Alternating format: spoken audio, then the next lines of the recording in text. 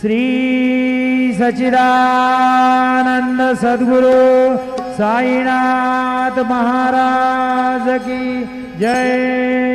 ओवाळू आरती माझ्या सद्गुरुनाथा माझ्या साईनाथा पाचाही तत्वांचा दीप लाविलाता निर्गुणाची स्थिती कैसी आकारा